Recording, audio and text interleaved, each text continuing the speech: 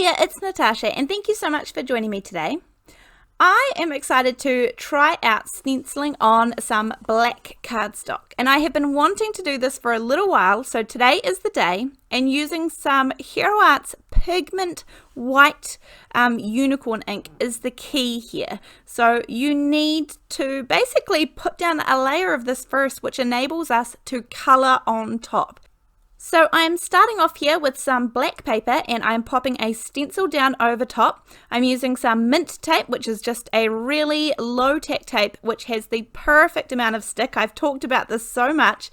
And just because I don't have a finger dauber that is dedicated, or a sponge that is dedicated to my white pigment ink, I just use a makeup sponge, which works well for me. And all I'm going to do is dab this on over top of my black cardstock, and I'm making sure that there's a relatively thick layer, but nothing any thicker than a normal ink that I would put on. Now, if you have a foam blending tool or anything like that, then put it on using that by all means, but a makeup sponge works just as well in this case. Then once I've done that, I'm actually going to do a few of these just so you can kind of see the different colors. So all I do is lift up my little hinge there and then put the next piece of black cardstock in and then pop my tape back in place so it stays nice and still. As I said previously, the key to this is the pigment layer of ink, because pigment ink sits on top of the paper, whereas dye ink sinks into the paper. It dyes the paper, whereas the pigment sits on top, and that's what we want here to be able to add color on top of our black. So I mean, even just as the white, this looks really gorgeous, and I must admit I really like this look as well. But what I'm going to do, I'm going to dry this pigment ink. As I said, it sits on top, so it stays a little bit wet for longer than dye inks do. So I'm going to make sure that it is nice and dry, and then I have the VersaFine clear pigment inks. Now these are the only pigment inks that I own. I have 3 sets of inks that I own. That's all, and the pigment inks that I choose are the VersaFine clear ones because I love them. They're great for blending, they're great for stamping, they're worth it in my opinion. So all I'm doing here is putting the black piece of cardstock back under, and then you can see I just shifted it off center a little bit. So I'll do this twice so that you'll be able to see in the next one as well, but if you go back in the video, I just shifted it up and to the right a little bit, and then I'm going to use some Joyful color and some Summertime. So this is just an orange and a yellow. Now I'm just choosing to use these 2 colors because of the pattern of the flowers that I have chosen. However, obviously if you have a different stencil, then you could go rainbow from top to bottom. You could just go ombre, light to dark, or change colors from top to bottom or left to right. You can do whatever you want, any kind of style here. And again, I am just using makeup sponges which work perfectly for this, and if I need to change color or anything, I just cut off a little bit of the end of the makeup sponge, and that way I can get really good use, lots of uses out of one sponge. So here is the first one finished, and you can see that nice blend between the yellow and the orange, which is not hard to achieve at all. And you can also see some of that white poking through. So see, I've put it in straight here, and then I just shift it down a little bit. It doesn't matter which direction you shift it in, but just a tiny little bit, and that gives you that wee peak of white, and I'm able to kind of make it almost like a little bit more 3D, or give it a little bit more dimension than being so flat. So this time round I'm going to do blues. I'm using Bluebell and Paradise, and this is just basically a light and a dark blue.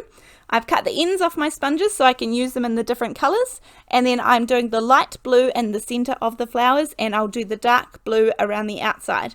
Now it's really easy to blend this as well. They blend super easy. It's not like I'm working hard to make sure that there's a seamless line in between. Using a stencil helps, and the fact that I'm using it on top of the white pigment ink really helps too. Now it's really fun to see techniques and things like this, but I love seeing the backgrounds turned into cards because I can make backgrounds endlessly, but making sure I turn them into cards is important too. So when I'm looking at these, I love both of them. They both are really striking to me, and I enjoyed this technique so much. You can do this with any stencils that you have. I'm going to dry them off because, as I said, they have the pigment inks. Then I'm working on my sentiment. So I have a strip of vellum in my mini MISTI. I'm using my anti-static powder tool, which is super important when you are heat embossing. Then I'm using some VersaMark sticky embossing ink, and I will stamp it down and it looks like I got a pretty good impression, so I'm going to pop some white superfine embossing powder. I always recommend that if you're not sure which one you want to buy, the regular or the superfine, I always go for the superfine, and then that way you can cover both instances where if you want to do a nice bold subject, then it works perfect. However, if you want to do a really intricate stamp, then it works perfect as well. So I always go for the superfine because I don't need both in my stash. So here I have kind of scored the vellum so that it has a nice crease and it will go around my card without any bowing or buckling. Now I added the tape to the back of my card here, my card layer, so I just need to pull it back a little bit so I can pop down the vellum. And that way it is adhered nicely onto my card, no buckling. Then to pop it straight on my card, I'm going to do my usual trick. It's just a little bit different because of me accidentally popping it on before I was ready to. So I have all 4 tabs out ready to go, and it is going onto a 4 1/4 by 5.5 inch card base. Then I have the word birthday here cut out of some holographic cardstock, and I also die cut it with some stick it adhesive on the back. So you can see here all I have to do is peel it off and it is ready to go. So I just kind of make sure I get it in place, and then stick it adhesive becomes permanent when you press down really solidly on it, and then making sure I've got the wee dot on the eye, because last time I forgot, I got a really hard time for it. So don't worry, I have remembered this time around. And that holographic cardstock kind of ends up picking up the blues in the background, which I love. Now, as for the smaller details here, you guys will hear me always say that it's the small details that we can do on cards. I'm taking a white gel pen and I'm adding some finer dots into the center of my flowers. And then when I was looking at them, it's really fun. I often just add some strokes and things around my images. And then when I was looking at this, I really wanted to add some to the petals just to highlight it. Now, it is such a fine little difference, but you'll see in the photos at the end that, again, just those little details kind of bring the flowers out a little bit more and make them not so flat. So give it a go sometimes, even if you're not sure about it. Try it on 1 or 2 or somewhere where you think you can hide it if it goes wrong, and often it will end up kind of bringing the card together as well.